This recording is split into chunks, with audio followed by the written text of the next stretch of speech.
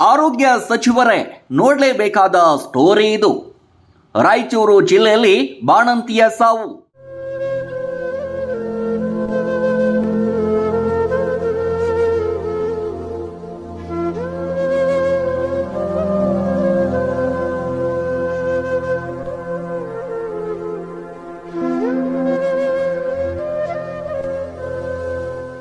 ಮಾನವೀಯ ತಾಯಿ ಮತ್ತು ಮಕ್ಕಳ ಆಸ್ಪತ್ರೆ ಸಿಬ್ಬಂದಿಗಳ ಎಡವಟ್ಟಿನಿಂದ ಸಾವು.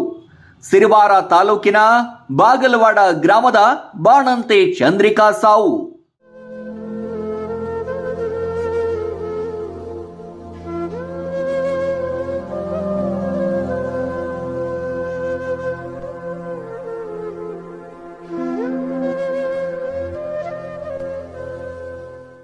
ಬಾಣಂತಿಯ ಸಾವನ್ನ ತಡೆಯುವಲ್ಲಿ ಆರೋಗ್ಯ ಇಲಾಖೆ ನಿಷ್ಕ್ರಿಯ.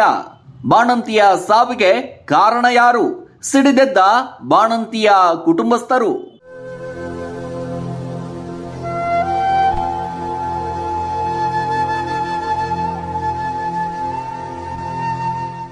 ರಾಜ್ಯದಲ್ಲಿ ಬಾಣಂತಿಯರ ಸಾವಿನ ಪ್ರಕರಣ ಕೊನೆಯೇ ಇಲ್ಲ ಎಂಬಂತಾಗಿದೆ. ಬಳ್ಳಾರಿ, ಬೆಳಗಾಂ, ರಾಯಚೂರಿನಲ್ಲಿ ಬೆಚ್ಚಿ ಬೆಳೆಸಿದಂತ ಬಾಣಂತಿಯರ ಸಾವು. ಇದೀಗ ರಾಯಚೂರು ಜಿಲ್ಲೆ ಮಾನವೀಯ ತಾಯಿ ಮತ್ತು ಮಕ್ಕಳ ಆಸ್ಪತ್ರೆ ಸಿಬ್ಬಂದಿಗಳ ಎಡವಟ್ಟಿನಿಂದ ಬಾಣಂತಿ ಚಂದ್ರಿಕಾ ಸಾವನ್ನಪ್ಪಿರುವಂತಹ ಘಟನೆ ಬೆಳಕಿಗೆ ಬಂದಿದೆ. ಮಾನ್ವಿ ಪಟ್ಟಣದ ತಾಯಿ ಮತ್ತು ಮಕ್ಕಳ ಆಸ್ಪತ್ರೆಗೆ ಬಾಗಲವಾಡ ಗ್ರಾಮದ ಚಂದ್ರಿಕಾ ಎಂಬ ಗರ್ಭಿಣಿ ಚಿಕಿತ್ಸೆಗಾಗಿ ದಾಖಲಾಗಿದ್ರು. 3 kg ತೂಕದ ಹೆಣ್ಣು ಮಗುವಿಗೆ ಜನ್ಮ ನೀಡಿದ ಚಂದ್ರಿಕಾ ಡಿಸ್ಚಾರ್ಜ್ ಆಗಿ ಮನೆಗೆ ಬಂದ ಮೇಲೆ ವಾಂತಿ ಹಾಗೂ ತಲೆ ಸುತ್ತಲು ಪ್ರಾರಂಭವಾಗುತ್ತೆ. ಪುನಃ ಆಸ್ಪತ್ರೆಗೆ ಹೋದ್ರೆ ರಾಯಚೂರು ಜಿಲ್ಲೆ ರಿಮ್ಸ್ ಆಸ್ಪತ್ರೆಗೆ ರವಾನಿಸ್ತಾರೆ. ಆದರೆ ಅಲ್ಲಿ ದೇಹದ ಕಿಡ್ನಿ, ಲಿವರ್, ಹಾರ್ಟ್, ಬ್ರೇನ್ ಇನ್ಫೆಕ್ಷನ್ಗೆ ಆಗಿ ಚಿಕಿತ್ಸೆ ಫಲಕಾರಿಯಾಗದೆ ಬಾಣಂತಿ ಸಾವನ್ನಪ್ಪಿದ್ದಾಳೆ. ನರ್ಸ್ ಮಾಡಿದ ಎಡವಟ್ಟಿನಿಂದ ಪ್ರಾಣ ಹೋಗಿದೆ ಅಂತ ಬಾಣಂತಿಯ ಮನೆಯವರು ಆರೋಪ ಮಾಡ್ತಿದ್ದಾರೆ. ಹೆರಿಗೆಯ ನಂತರ ಖಾಸಗಿ ಅಂಗದಲ್ಲಿ ಕಾಟನ್ ಇಟ್ಟ ದಾಯಮ್ಮನಿಗೆ ಗೊತ್ತಿಲ್ಲ, ನಾವು ಏನು ಮಾಡಿಲ್ಲ ಎಂದು ಮಾನವೀಯ MCH ಸಿಬ್ಬಂದಿಗಳು, ತಾಲೂಕು ಅಧಿಕಾರಿಗಳು ಸುಪ್ಪತ್ತಿಗೆಯಲ್ಲಿ ಕರ್ತವ್ಯ ಲೋಪ ಎಸಗಿರುವ ಆರೋಪ ಕೇಳಿ ಬಂದಿದೆ. ಒಟ್ನಲ್ಲಿ ಹಸುಗೂಸಿನ ತಾಯಿಯ ಜೀವಕ್ಕೆ ಇತ್ತೀಚಿನ ದಿನಗಳಲ್ಲಿ ರಕ್ಷಣೆ ಇಲ್ಲದಂತಾಗಿದೆ. ಔಷಧೋಪಚಾರ ಅಥವಾ ವೈದ್ಯರ ನಿರ್ಲಕ್ಷ್ಯ, ಈ ರೀತಿ ಒಂದಿಲ್ಲ ಒಂದು ಕಾರಣಕ್ಕೆ ಬಾಣಂತಿಯರು ಸಾವನ್ನಪ್ಪಿದ್ದಾರೆ. DHO ಸರ್ಕಾರಿ ಇದ್ರ ಬಗ್ಗೆ ಗಮನ ತಗೋಬೇಕು. ಯಾಕಂದ್ರೆ ಸೂಕ್ತವಾದ ಕಾನೂನು ಕ್ರಮ ಜರುಗಿಸಬೇಕು. ಅಲ್ಲಿ ಇರ್ತಕ್ಕಂಥ ಡಾಕ್ಟ್ರು 3-4 ಹಾಸ್ಪಿಟ್ಲ್ ಮಾಡಿರ್ತಾರ. ಇಲ್ಲಿ ದುಡ್ಡು ಕೊಟ್ಟರೆ ಮಾತ್ರ ಗೌರ್ಮೆಂಟ್ ಹಾಸ್ಪಿಟ್ಲಲ್ಲಿ ಇರ್ತಾರ, ಇಲ್ಲ ಪ್ರೈವೇಟ್ ಹಾಸ್ಪಿಟ್ಲಿಗೆ ಹೋಗ್ತಾರ. ಇಲ್ಲಿ ಏನನ್ನ ದುಡ್ಡು ಕೊಡೋದು ಆಗ್ತಾ ಇಲ್ಲ ಅಂದ್ರೆ ಪ್ರೈವೇಟ್ ಹಾಸ್ಪಿಟ್ಲಿಗೆ ಬರೀ ಅಲ್ಲಿ ನೋಡ್ತು ಅಂತ ಹೇಳ್ತಾರ. ಒಟ್ಟು ದುಡ್ಡು ವಸೂಲಿ ಮಾಡೋರು ಇವರು ಕೊಲೆಗಾರರು, ದುಡ್ಡು ವಸೂಲಿ ಮಾಡೋರು. ಇವರು ಏನಪ್ಪ ಜನ್ಮ ಉಳಿಸ್ಬೇಕು, ಜನ್ಮ ಇದು ಮಾಡ್ಬೇಕು ಅನ್ನೋ ಡಾಕ್ಟ್ರೇ ಅಲ್ಲ ಇವರು.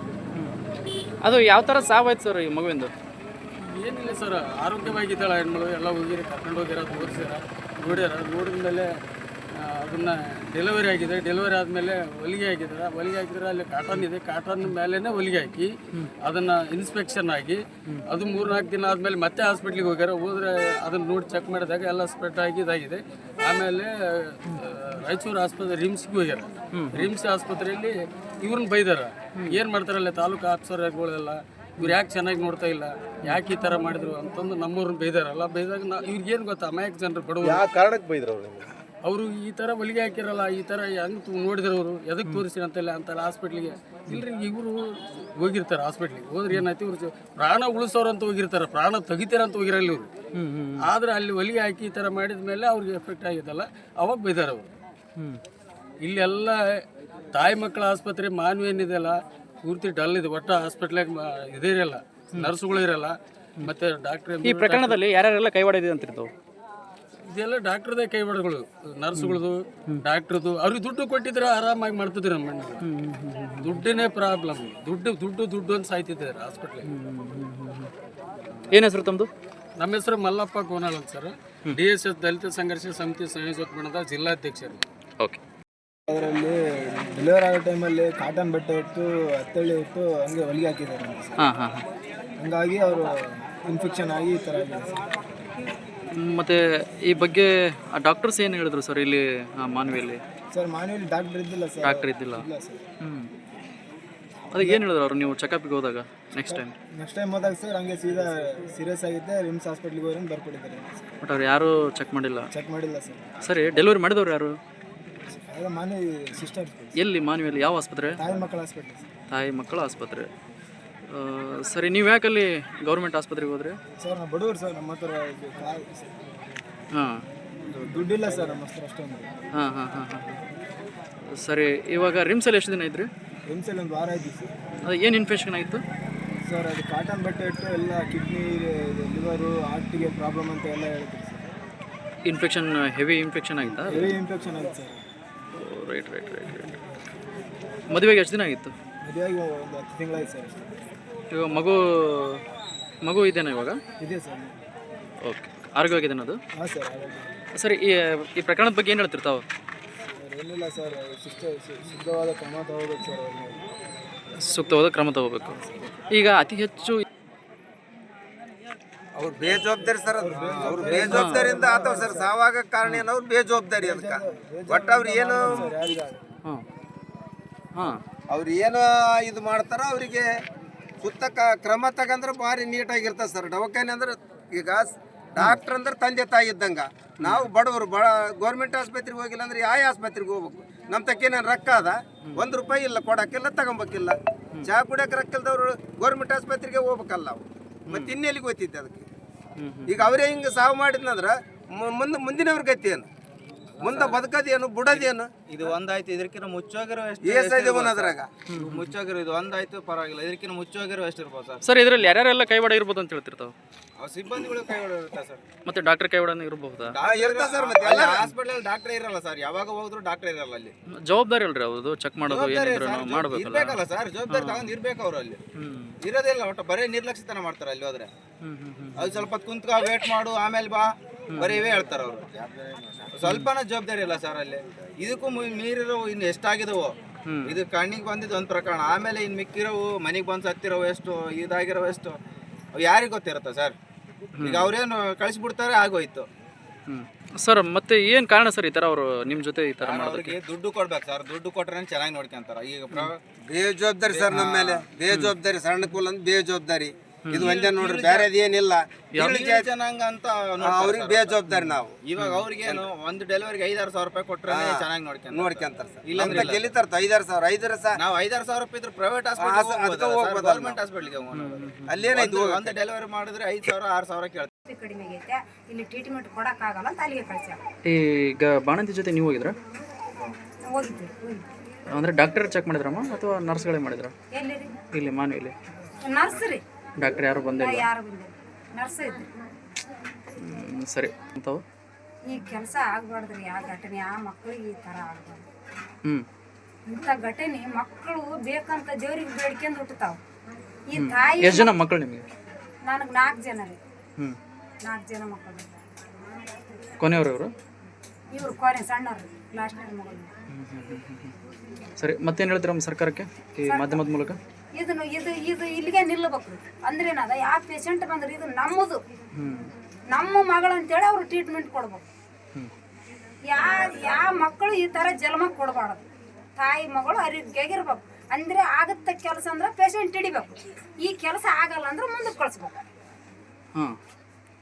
ನೀವು ಅಲ್ಲೇನು ಹೋಗ್ರಿ, ಪ್ರೈವೇಟ್ ಅವ್ರು ಹೋಗ್ರಿ, ಆಸ್ಪತ್ರೆ ಹೋಗ್ರಿ, ಇಂಥ ದೊಡ್ಡ ಆಸ್ಪತ್ರೆಗೆ ಹೋಗ್ರಿ, ಇಲ್ಲಿ ಚೆನ್ನಾಗಿ ಅಂತ ಕಳಿಸ್ಬೇಕು ಅವ್ರು. ಇನ್ನು ನಮ್ಮಿಂದ ಆಗತ್ತಂತೇಳಿ ಹಿಡಿದು ಪ್ರಾಣ ತೆಗಿಬಾರ್ದು. ಇದು ಭಾಳ ಅನ್ಯಾಯ ಇದ್ದಾಗ ಯಾವ ಮಕ್ಕಳಿಗೆ ಬರಬಾರ್ದು. ಈಗ ಮಗು ಅನಾಥಾಗಿ ನಾವೇನು ಮಾಡಮ್ಮ? ಆ ಅಪ್ಪಗ ಕೂಸಿನ ತಂದೆ ತಾಯಿಗೆ ತಂದೆ ತಾಯಿ ಇಲ್ಲ. ಸರಿ, ಓಕೆಮ್ಮ. ನೀವೇನಾಗಬೇಕು ಚಂದ್ರಿಕಾ? ನಿಮಗೆ ಚಿಗಮ್ಮನ? ಸರಿ, ಓಕೆ. ಏನಾಗೋದಿಲ್ಲ ಅಂದ್ರೆ ಅದು ಓದ್ಗಳೇ ಒಂದು ತಾಸಾಗಿರ್ಬೋದು, 2 ತಾಸಾಗಿರ್ಬೋದು ಡೆಲಿವರಿ ಆಯ್ತು.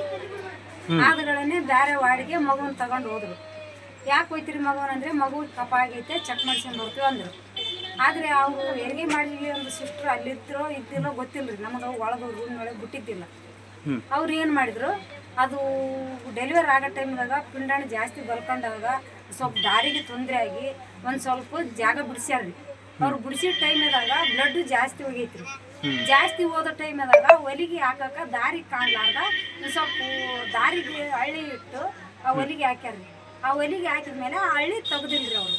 ತೆಗಿಲಾರ್ದೆ 3 ದಿವಸ ಅಲ್ಲೇ ಇಟ್ಕೊಂಡು ಕೇಸಿ ನಮ್ಮ ಮಗಳ ನಮ್ಮ ಮನೆಗೆ ಕಳ್ಸ್ಯಾರ. ನಾವು ನಾರ್ಮಲ್ ಹೆರಿಗೆ ಆಗೈತೆ ಅಂದು ಮನೆಗೆ ಕರ್ಕೊಂಬಂದು ಆರೈಕೆ ಮಾಡೀವಿ. ಆರೈಕೆ ಮಾಡಿದ ಮೇಲೆ 5 ದಿವಸ ಚಂದದಳ್ರಿ ಮಗಳು. 5 ದಿನದ ಮೇಲೆ ಒಂದಿನ ವಾಮಿಟ್ ಆಯ್ತು. ಆದ್ಮೇಲೆ ಅದು ಆಸ್ಪತ್ರೆಗೆ ಕರ್ಕೊಂಡು ಹೋಗೈತ್ರಿ.